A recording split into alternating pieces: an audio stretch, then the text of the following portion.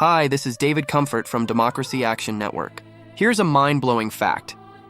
Did you know that the effective tariff rate in the US has reached 15%, the highest since the 1930s? This isn't just a number. It's a signal that our economy is at a critical crossroads. What if I told you that this could lead to a debt crisis similar to those faced by lower-income countries? Jared Bernstein, President Biden's former chief economist, has shifted his stance from a budget dove to a budget hawk, acknowledging that our nation's fiscal trajectory has become dangerously unsustainable. For decades, the narrative has been that austerity measures are harmful, but now, the math tells a different story. The sustainability of our debt hinges on three crucial factors: annual deficits, interest rates, and economic growth. When interest rates surpass growth rates, we're in trouble.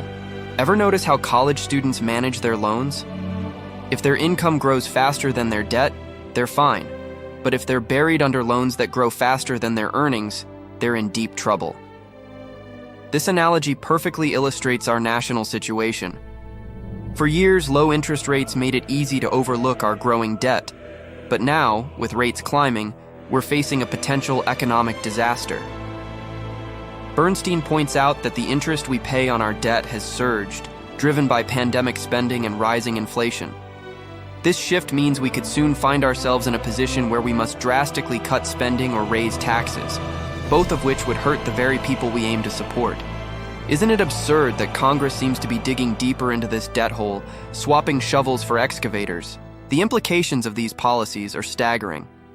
Bernstein warns that the legislation passed recently could increase our debt-to-GDP ratio by 30 percentage points in a decade, pushing interest rates even higher. It's a vicious cycle. Higher tariffs lead to lower growth, which leads to more debt. And who suffers? Everyday Americans, who are already struggling to make ends meet. As we look back at history, we see that similar fiscal mismanagement has led to crises before.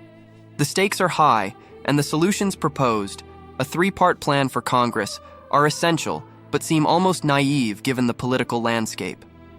We need to establish clear triggers for fiscal action, but past attempts have often backfired, especially when used as weapons against social safety nets. So, what's the takeaway? We can't afford to sit back and hope for the best. The risks are too great. We need to elevate this issue, demand accountability, and work collectively to navigate the economic puzzles ahead. It's time to act before we find ourselves in a situation we can't escape. The future of our economy, and the livelihoods of millions, depends on it. This is David Comfort from Democracy Action Network. Please like this video and subscribe to our channel. It would help out a lot. Peace.